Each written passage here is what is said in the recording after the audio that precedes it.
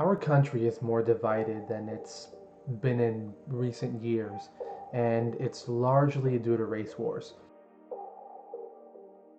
It's human nature really to pick sides. It's what humans do, right? So vegan versus carnivore, feminist versus non-feminist, conservative versus liberal, the list goes on. We are tribalistic in nature, which gives us a sense of community and validation, but could also force us to think collectively with the potential to adopt ideologies that may not be in our best interest. In essence, we risk losing our individuality. The problem that I'm seeing with race wars is that both sides are right in their own minds, and it doesn't necessarily make them evil or at the individual level a bad person. We we tend to project our truths onto other people based on our own experiences, or at least we used to. So when a person of color disagrees with an organization like Black Lives Matter, it's likely one of two things or both. Either they've never personally experienced the oppression BLM claims to be occurring in the minority communities, or their values and set of beliefs do not align with the solution the organization is proposing. In order to move past the race war we're facing, we need to have these difficult conversations, right? We need people from both sides who are willing to think objectively and have respectful dialogue. So we can all agree that we need to uplift the impoverished communities. Okay, we have our groundwork. Now let's start the discussion and build from there.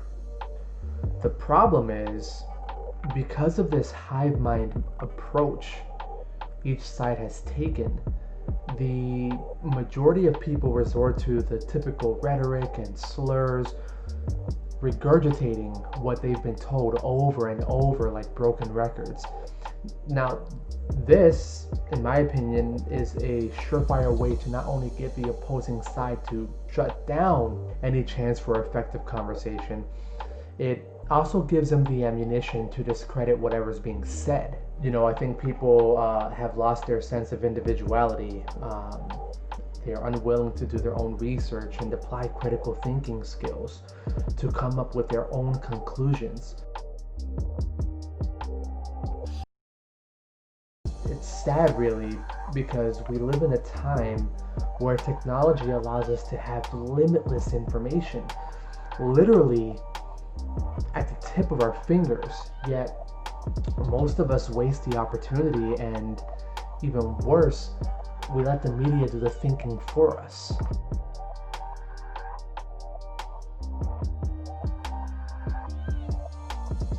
I read an analogy that summarizes systemic racism, or at least my understanding of it, pretty well. So the example was of three Monopoly players.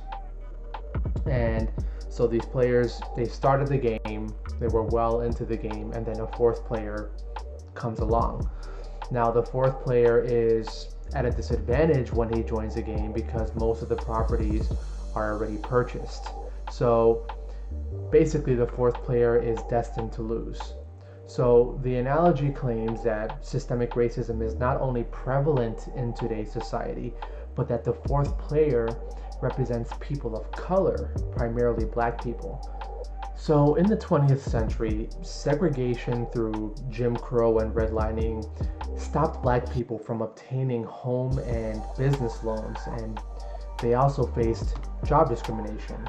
So this resulted in low property values and low property taxes, which in turn led to less investments in the public schools in the area because schools are funded by property taxes largely. And in turn, this resulted in lower educational attainment and lower skilled workers, and so the cycle continued. Now, the claim is that systemic racism is still occurring in today's society, and the argument is that This explains why there's such a socioeconomic disparity between white people and people of color. I don't think anyone is against seeing minorities rise out of poverty, right? You'd have to be a terrible person to disagree. Where I think you start losing people is with the approach and the solution that's being proposed by organizations like BLM. To be clear, the sentiment Black Lives Matter and the organization are two different things. I don't think anyone disagrees that Black lives do in fact matter. It's the approach that the organization is taking where the differences lie. I cannot get behind anything that takes a zero-sum approach of attempting to progress at the expense of others. Doesn't matter what race, what gender, whatever it is, especially when the majority of the group that you're attacking had absolutely nothing to do with the situation.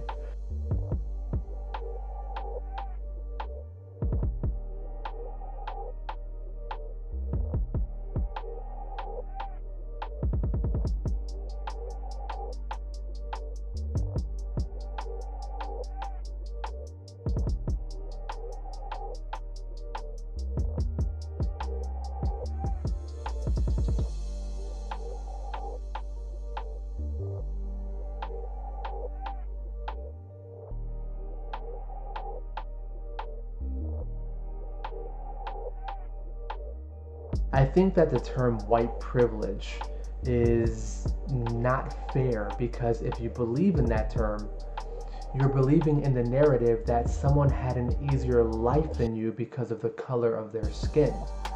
Listen, hardships are relative to the individual and we all have problems. So I'm not surprised when people are particularly bothered by accusations of having an easier life when they faced hardships themselves.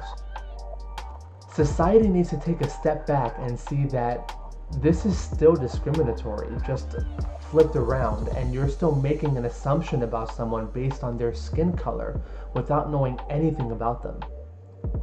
If there's one thing I learned about my work in public health and helping people who fall lower in that socioeconomic bracket, and growing up in that bracket myself, is that poverty does not discriminate based on color. No one race is exempt from being poor and all that entails. Right, so let's dissect this a bit further. So Dr. Tricia Rose from Brown University summed up systemic racism into, I think it was 5 categories. So wealth and jobs, I think she combined into 1. Education, housing, media, and criminal justice. Now, if you notice, there's constant back and forth about each one of these categories. So, with wealth and income, for example, one side says that the minority groups are oppressed because of the inability to obtain generational wealth through things such as real estate because of the 20th century laws, right? And that they faced and are still facing job discrimination. The other side counters with a very small percentage of the population inheriting enough generational wealth to even make a difference. That there are plenty of first and second generation Americans that are successful today without generational wealth, and that if systemic racism were a thing, then it would equally discriminate against all people of color. And yet, populations with backgrounds from the West Indies and Nigeria and such consistently have higher educational levels and job obtainment and are higher earners overall. With education, one side says that impoverished neighborhoods have lower property values and lower property taxes, which are directly tied to school funding, so schools don't have the resources to invest in their students, and in turn, they grow up with poor education and continue a vicious cycle. The other side says that this doesn't explain why minorities still underperform even when they're in the same school district or even in the same classroom as their white peers. So it's a tug of war, and if you notice, the sides are clearly defined with their views. One side says that the circumstances that minorities find themselves in is a result of a system set in place that actively oppresses them. And the other side says that you are in control of your actions and life, and you can overcome any hardship if you work hard enough. But the bottom line is that we're not going to solve anything until we start getting to the root of the issue. And if you ask me, I don't believe that in an economic sense it has anything to do with racism at all. So, like I mentioned before, poverty does not care about your skin color. The divisiveness we're currently facing, in my opinion, is people realizing what economic and social class differences look like. It's always existed, and economic class, including poverty, occurs in all races and all countries. But everyone kind of lived in their own bubbles. Their environment was their reality up until the last few years. So you hear the term generational wealth used in many of the arguments today, right? But what about generational poverty? So Dr. Ruby Payne, author of the book A Framework for Understanding Poverty, she sums up poverty into two different types: generational and situational, where generational poverty is when someone is in poverty for at least 2 generations or more. And situational poverty is usually temporary and caused by some type of situation or circumstance, like losing your job, for example. Now, the reason I'm mentioning this is because this is where culture comes in. Psychologists point out that there are unspoken rules that each economic class knows and assumes that it's common knowledge to everyone else, right? So, for example, it's completely normal for most middle class and wealthy Americans to know about 401ks, IRAs, real estate investing, stocks, bonds, options, and other tools used to build wealth.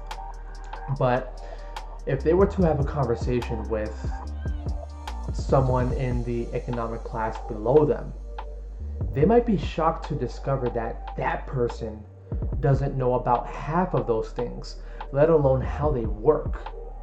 Now, I'm not a psychologist, but the truth, no matter how much people hate to hear it, is that humans are hardwired for hierarchies, be it in the traditional business structure or organizations, sports teams, families, gangs, and even across social groups.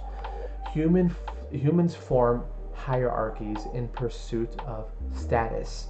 You know, it's funny, the thought of Star Trek, which I'm a big fan of, and that even in a utopian world free of money and poverty, the writers still couldn't nail the concept of equality, and centered the focal point of the show, space exploration, in a military hierarchical structure, right?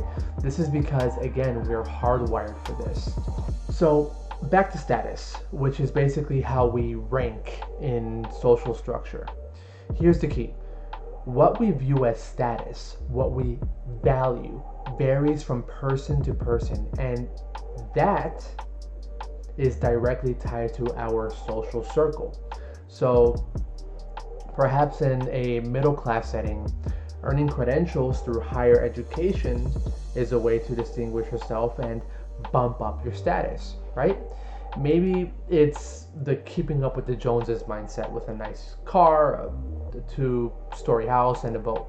Regardless, in this particular culture, the unspoken rules of the middle class help people obtain these things because this is where they earn their status. So, what are some of those unspoken rules?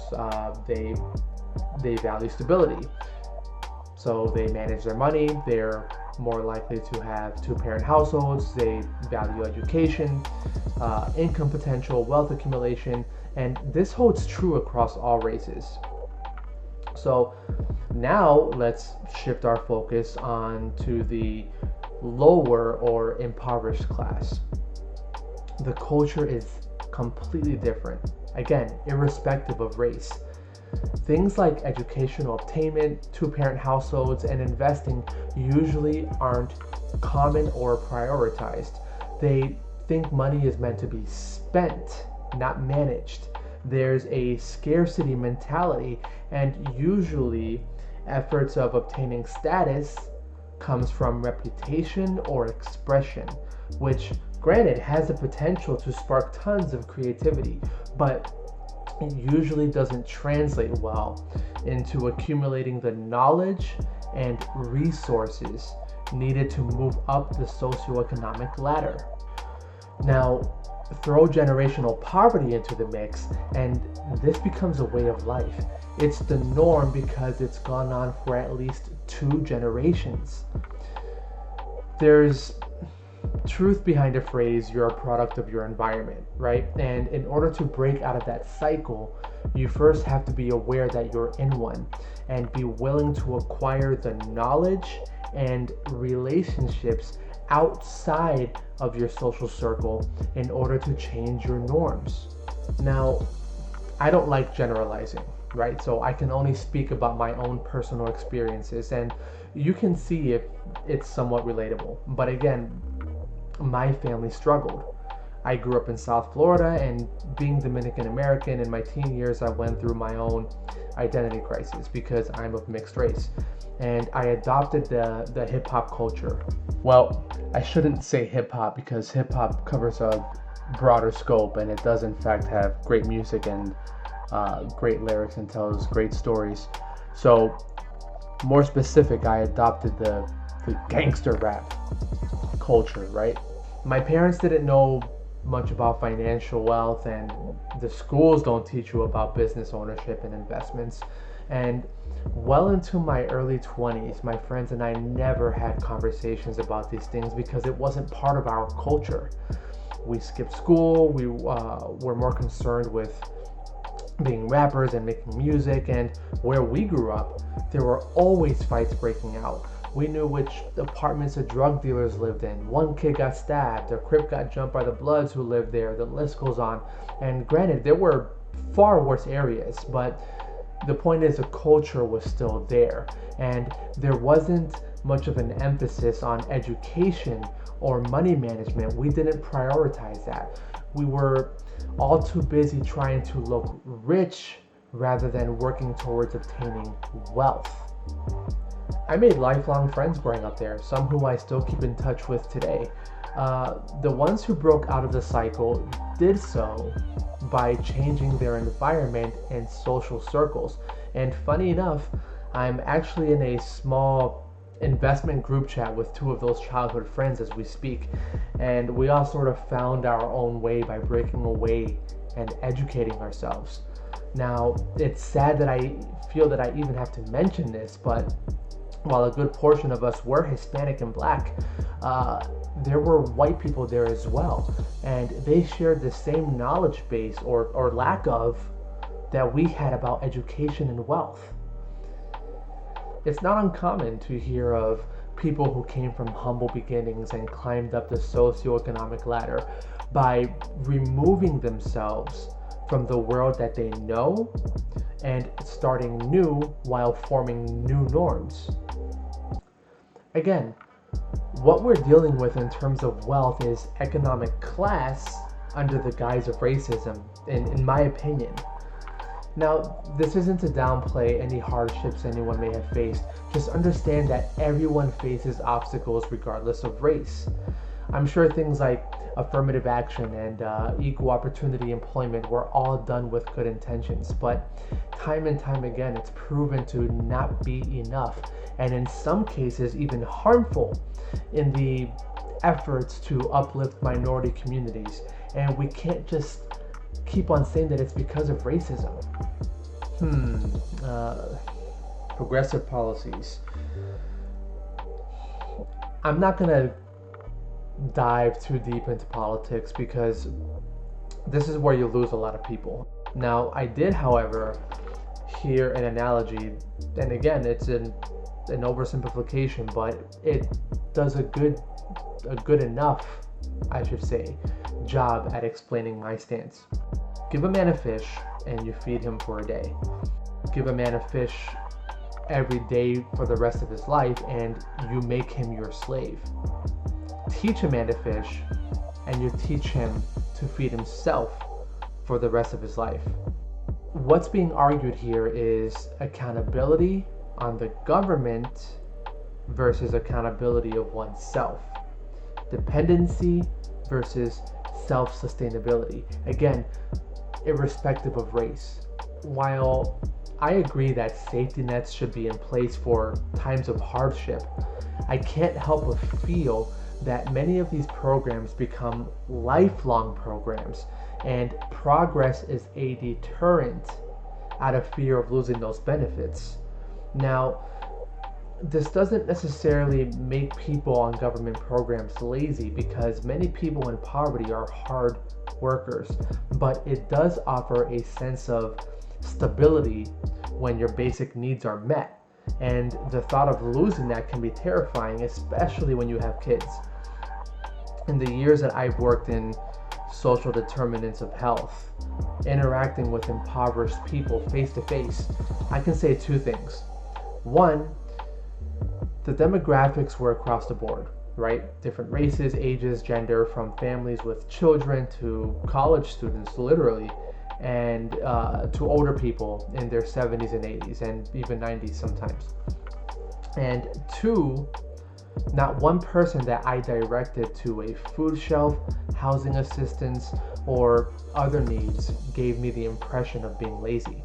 But the concept of pouring money into something to solve a problem is, in my opinion, fundamentally flawed. Again, even in school settings, as an example, children of minority families still underperformed compared to their white peers within the same schools. While no one is debating whether allocating resources to education is necessary, it's only part of the equation.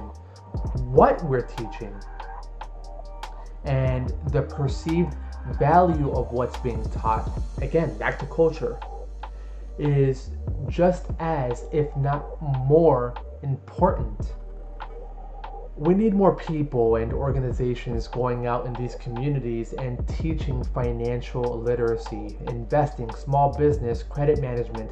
These things need to be viewed as valuable in each social structure. These conversations and concepts need to be taught at all levels of economic class because historically, it's the way to climb up the socioeconomic ladder. We live in the electronic era where your ability to open up a checking account, check your credit score, get a mortgage, invest in stocks, so on and so forth, are all more accessible than they have ever been at any point in time in history. And in reality, it is a numbers game. And we need to pass on this knowledge to our future generations. And speaking of generations, I cannot emphasize the importance of two-parent households.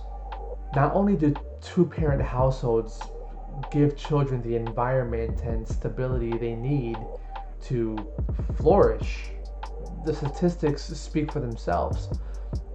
Households where fathers aren't present, again, irrespective of race, children are 4 times at greater risk of being in poverty, more likely to have behavioral issues, more likely to go to prison, more likely to commit a crime. I believe it was 7 times more likely to become pregnant as a teen, more likely to abuse drugs and alcohol, twice as likely to drop out of high school. The list goes on, and this is according to the US Census Bureau. 1 in 4 households, 25%, live without a father at home. You know, My family may have struggled, but I'm convinced that it would have been a lot worse without my father being in the picture. We may not have had much money or the trendiest clothes, but we had clothes on our backs, a roof over our head, and food on the table. He provided the stability we needed for our family. He worked hard without complaint every day. He came home to his family every night. He was my example. His simply being there kept me in check. While we certainly weren't angels growing up, especially during our teenage years, I'm convinced that it would have been a lot worse without the presence of my father. And his work ethic, it carried over onto me. It's what pushed me to better myself, get an education, pick my career in public health in order to help others, and most important, start a traditional family of my own. Now I'm passing over what my father taught me to my own children. Our younger generation deserves the same opportunity, and it starts with reshaping the culture. The point is, we need to dig deeper to solve the issues at hand and avoid stamping things with a racist label when there are other, deeper issues that need to be addressed.